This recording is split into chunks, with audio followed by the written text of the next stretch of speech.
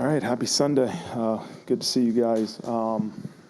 We just had a quick team meeting, and as I told the team, and today officially starts game week. As we look at everything, today's a Monday for us in terms of our preparation. And, really the past 2 weeks leading up till now, preparation's been really good. You had some guys that have been able to recover, but also you've been able to do your physical and tactical preparations after we found out who our opponent was last week. So really pleased with the preparation of the last week.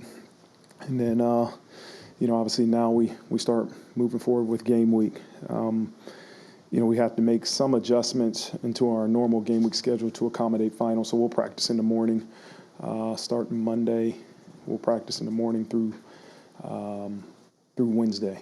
And then Thursday will be a normal Thursday because our guys will take finals in the afternoon. So a couple injury updates. Howard Cross will be available. Devin Ford available. Jeremiah Love available. Bodie Cahoon will still be out. KK Smith will still be out, and Kingston will still be out. And so just moving along to Indiana, obviously it's a 11-1 football team. Very talented, but you can tell they're coached well. They play, as I often say, with the clarity that you look for when you watch film, right? It's a team that plays fast, a team that understands what they're doing, why they're doing it, how they're doing it. And so you can tell they understand what's expected of them. They make quick and fast decisions. A very disruptive, chaotic defense that is, I think, number one in the country at stopping the run. And so we understand it'll be a great challenge for us, and we got to have a great week of prep as we get ready for Friday night. With that, I'll open up for questions. On your right, Tom Noy. Marcus, the last 10 games, the focus was always there, game in and game out. How do you now turn that back on after what will be 20 days without a game? Yeah, I've been preaching the same messages that everybody knows it's a big game, but the approach to the game can't change. What we've been doing in terms of our preparation mentally and physically has given this program a chance to succeed. Now, all season long, we've talked about elevating, right? Continuously finding ways to get better in terms of how we prepare. And that's no different as you prepare for this one, is that we have to find ways to enhance the way we prepare and continue to elevate as a team with that same approach that we've had. And we'll get to Friday when it gets here.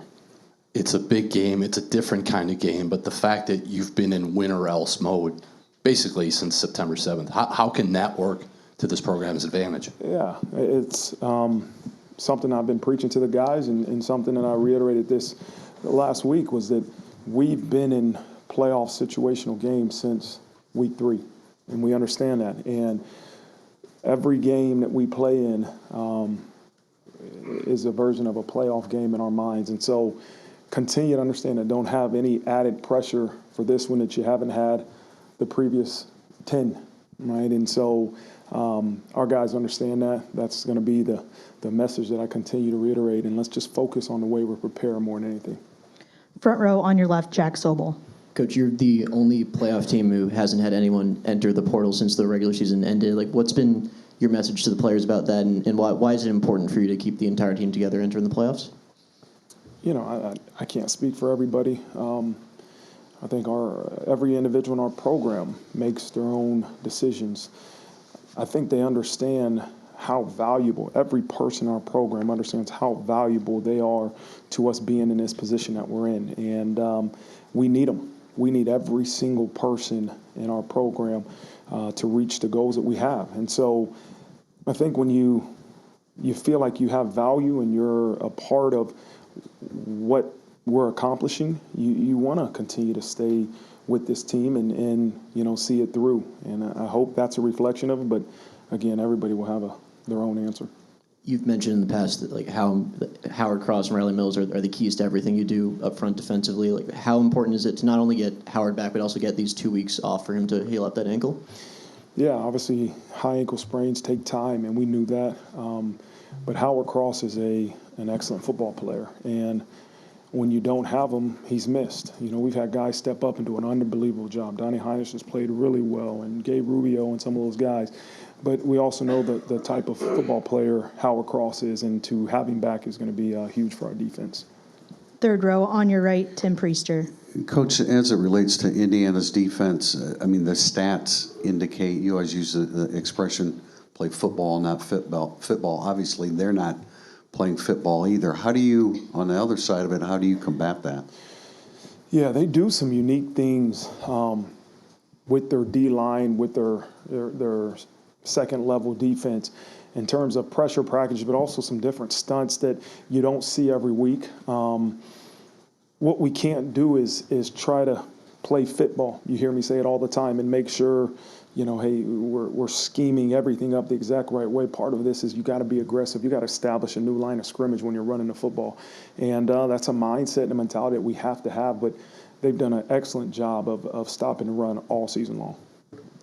This isn't an Indiana-related question, but I think it was either after the Northern Illinois game or the Monday after Pete Sampson asked you whether you thought that your program had evolved beyond a performance like that.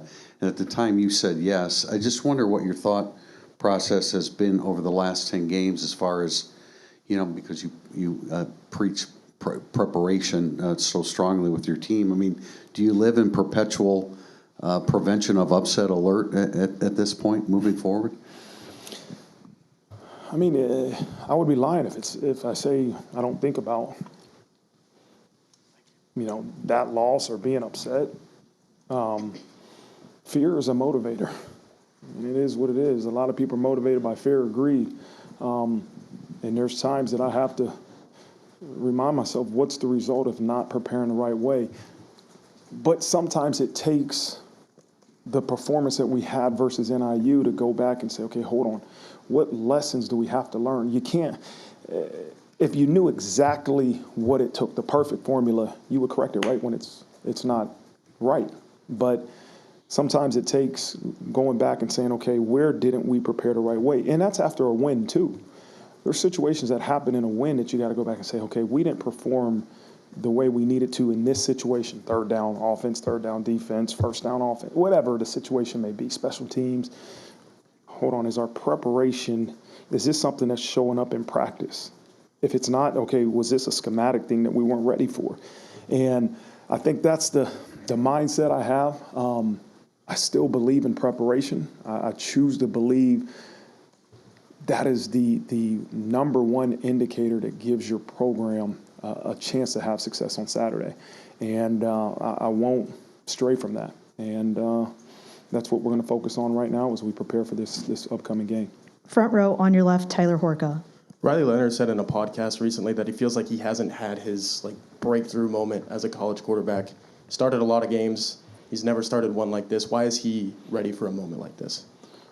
I think Riley's a reflection of our entire program. We all believe there's room to get better. There is. You talk about reaching your full potential. Every person in that program, including me, has room to elevate, to get better. And that's what I hope that statement means for Riley Leonard. Yeah, he's played really well in a lot of games and a lot of big games. But he knows he has room to improve, as do I. And so what we have to do is now put the work in that it takes to take that next step in elevation, you know, and that's what he's focused on. That's what we're all focused on. You've had some time now to kind of look back at the USC game, particularly the uncharacteristic giving up all of those passing yards. I'm curious, kind of on the other side of the ball, why are these young corners ready to shed that and stop a pretty good Indiana passing offense? Yeah, I mean, again, Christian, you know, there was a couple plays they made on him that they have really good players. They had a really good quarterback. They made some plays. But again, when Christian picks off that last ball and takes it to the house, is a reflection of one play, one life. This is the only thing that matters. And we have the utmost confidence in all of our DBs, Christian Gray included. You know, you got to learn from some of the things that happened, but also understand, build off the confidence that he has after that last interception he took to the house. And so they'll be ready to go. they'll be ready. All of our DBs will be ready for the challenge that presents itself on Friday.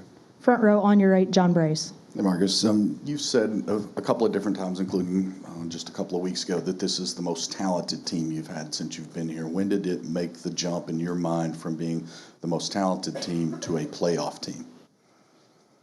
I mean, there's not one instance that I believe that I said, man, there's a playoff team until we beat USC. But talent is one thing. You know, I still believe this is the most talented team I've had a chance to be the head coach of. But there's the work that it takes to take talent and turn into skill and to turn into being a great football team. And there isn't a defining moment for that. It's a constant process from when we started in January to fall camp to where we're at now. And we're still on a process to continuing to reach our full potential, as I always say, and improve. And then we'll look back when it's over. Whenever this thing is over, we'll look back and say, here's the key points in this season that really helped us get to this point.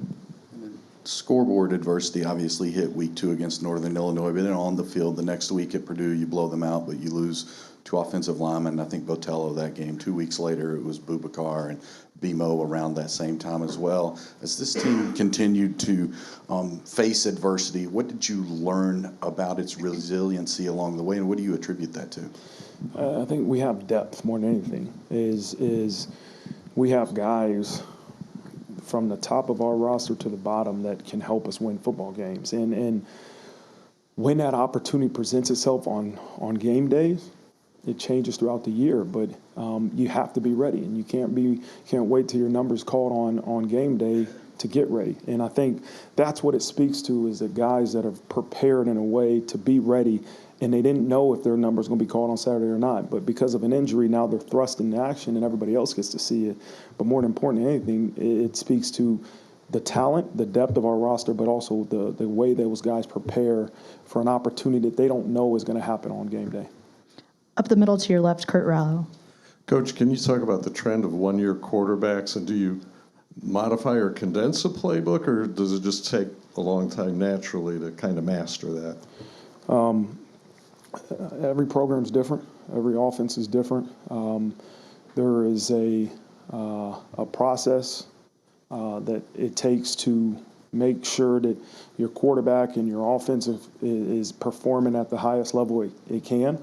But there's also ways to expedite that process, as I think Riley and Coach Denbrock and Coach Kaduli have truly been intentional about doing. As far as us moving forward, it's not something we plan on worrying about in the future. And then can you talk about the playoffs being a new experience for you as a head coach, and how do you handle the almost like planning or scouting multiple teams like NCAA basketball? We have a group that looks at all the possible opponents we may have. As obviously we didn't know who we were going to play round one, but once you have a opponent, your intention is specifically on the upcoming task at hand. We obviously you have to plan forward as in terms of logistically, but all of our focus is for the task at hand. Front row on your right, Eric Hansen. Hey, Coach. Xavier Watts has been popping up on a lot of All-America teams, and I'm wondering, when he made the decision last year to come back and said the why, did the why surprise you at all? And how did that decision, as it's played out, affect his teammates?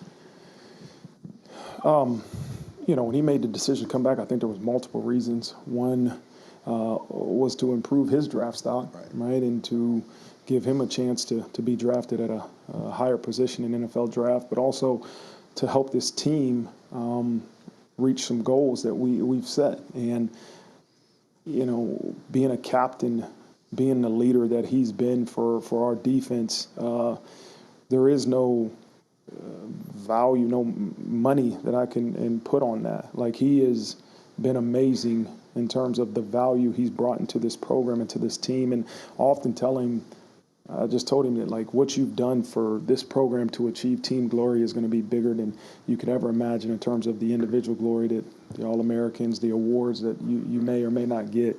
I just want him to know, and he knows, the value he's brought to this team for us to achieve the results that we've had has been tremendous. And then sometimes during bye weeks or a bowl/playoff rep, players have a chance to recalibrate. I wonder if Bo Collins has been able to take advantage of that, if you see kind of a resurgence with him at all. Yeah, Bo's had a wonderful few weeks of practice, confidence, practicing fast, high level, making some big plays in practice, and that's all you can control, right? You learn from the things that are behind you and the mistakes that you've made, but what I've seen in Bo Collins in these past 2 weeks of practice gives me a lot of confidence in what he can do on game day. Staying on the right side in the back row, Allison Hayes. Hi, Coach. Just the challenge that IU quarterback Curtis Rourke and the Hoosiers offensive line pose for your defense. Yeah, every great offense is led by a quarterback, and this is no different. He's a veteran. He's been in big games. He's played in a lot of football games, and he makes really good decisions. Like, he knows where he's going with the ball. He knows what he's looking for, and he is able to execute at a high level. But more than that, I think their offense, being able to run the ball, is something that they've done really efficiently. And when you think about weather conditions, you think about a Friday night in South Bend, Indiana, weather could have an impact on the football game. And they've done a really good job running the ball. And so we have to prepare, obviously, for the things he does well in the passing game, but we got to make sure we can stop the run, too.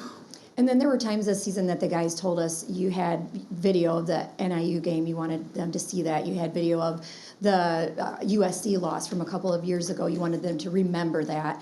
Are you doing anything specific that just to help motivate them for this game? Yeah, there's always motivational tactics that, I provide that maybe it's more for me than anything. But yeah, we'll find ways to motivate them. They're motivated by this opportunity more than anything. They're motivated to play in the first ever playoff game in Notre Dame Stadium versus a dang good football team in Bloomington, Indiana. That's where their motivation lies. More than anything, again, the ability to pull plays from IU, to show them plays from previous losses, is to learn from them.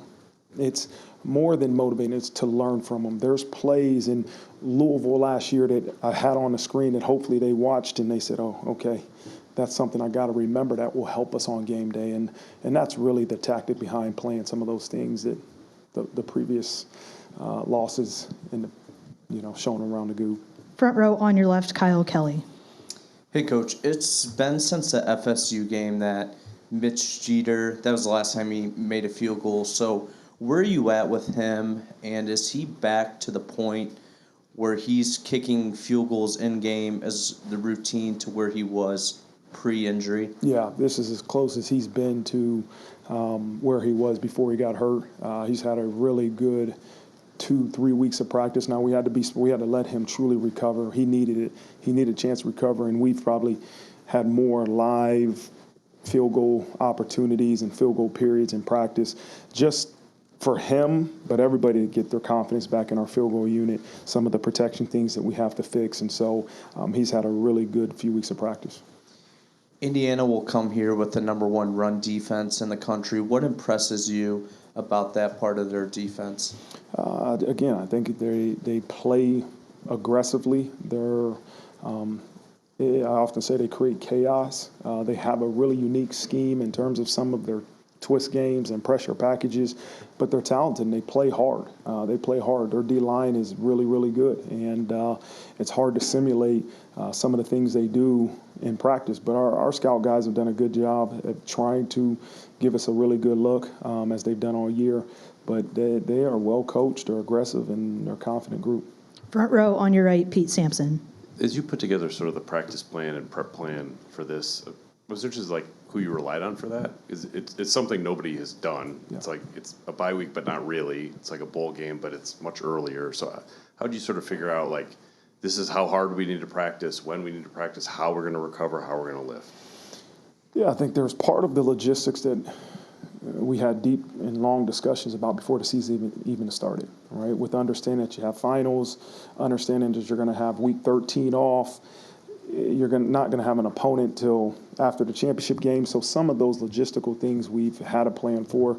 And then as we got closer and closer to this, and once we really got an opponent, every week we get together as a sports performance group. We meet early in the week, and I have a vision that I want in terms of the practice schedules and the periods, and I bounce it off of, John Waggle and Lauren Lando and Rob Hunt and that group that we kind of meet about looking at the loads and the numbers and, hey, coach, this would be high, this would be low, and it's a collective decision. Like, I have to use the wisdom that is around me. We have some of the most brightest individuals here at this university that can give me feedback. And then I got to make a decision.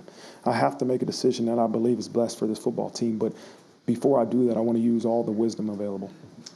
Kind of micro about the offensive line. Like, you never got to start the offensive line you thought you were going to start on August 1st, based on injury. But when did this line start to look like kind of the one that you wanted, even if the players were different from, where you thought it would be on the first day of camp? Again, it's a similar answer to John's. Like, it's a progression, and it takes time. There's not one game or one instance that I said, that's the offensive line that we've been waiting on. Like, they played well week 1. There was improvement. Week 2, there's improvement. There's still improvement that we have to make, but I think it's that chase of perfection. It's that chase of reaching our full potential that prevents you from saying, this is when it happened. Right? It's that mindset. Like, we're not there yet. We're not there as a football program. We're not there as an O-line group. We're not there as a head coach. Like, there's room for improvement. And after this season, we'll look back and say, hey, maybe there was a time or two, but right now it's just like, how do we get better? How do we get better?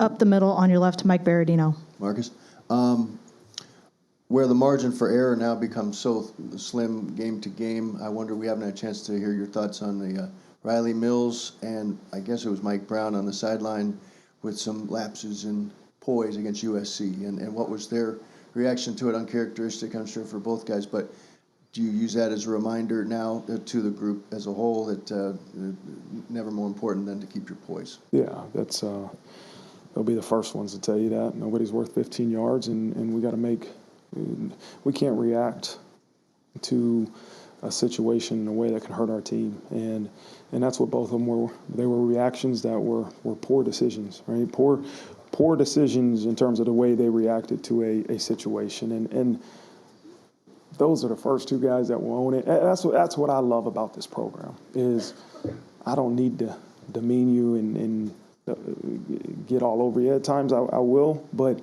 these guys own it. They understand it, and we all got to learn from it. It's a reminder for me as the head coach. Nobody's worth 15 yards. Let's make good decisions no matter what happened to the previous player in the previous moment. We got to be smart in terms of how we react. And then there's a new coach in the ACC. Your scheduling partner, Bill Belichick, has arrived, and everybody's kind of weighed in on that, welcomed him. I wondered, did you run into him at the Navy game? I think he was there this year. Or have you spoken to him at all in the pro days or anything? And the idea that he's arriving and telegraphing, well, we're gonna get these guys. We're gonna run a program preparing them for the NFL. It'll be the kind of thing where NFL dads would want to send their kids. Strikes me that you already have that kind of thing going here. I don't know. Just what's your reaction to Belichick coming, and what's your response to or your message to everyone that wants to be prepared for the NFL through the college game? What you guys do? I got a lot of respect for what Coach Belichick has done for the game of football. The success he's had at the NFL level is unprecedented. I mean, it's tremendous for the game of football, period. And to have somebody that has had that much success in college football and in a conference that we obviously play multiple crossover games, it's amazing. And he'll do great things in college the same way he did in the NFL. And so, I look forward to seeing the success of North Carolina and their football program. And as far as, every coach is going to tell, our job is to make sure that your sons are more prepared for the NFL because of the time they spent in our program. Like, that's a part of what our job is not only to help us win football games, but also to prepare them to reach their full potential as a football player. And if that means that they're ready to go to the NFL and have a long NFL career, then that's great. But our job is to make sure that they are as most complete football player as they can be in terms of because of the time they spent with us in our football program. Last question opportunity for Coach, left side, back row, Austin Huff. Marcus, a lot of talk about the cold weather and potential snow on Friday night. You guys played one of these games 2 years ago against Boston College. Like, do you pull anything from that preparation at all, to use maybe to help you guys this week with that? No, we practice in it just so our guys understand, coaches understand what they need to wear to stay warm. Like, you'll hear me say all the time, there's no cold, tough guys. All right? If you don't want to wear sleeves, don't wear sleeves, but don't be on the sideline shivering either. Make sure you're warm, and whatever it takes to be warm, let's make sure we're prepared. So in order to do that, coaches too, we got to practice outside. You got to practice in the elements so you know how to prepare for it on game day. So you don't recommend wearing no shirt during warm-ups like Florida State 6 years ago? If they're not cold, you wear what you want to wear. Just make sure you're warm. Coach, thank you so much. All right, thank you, guys.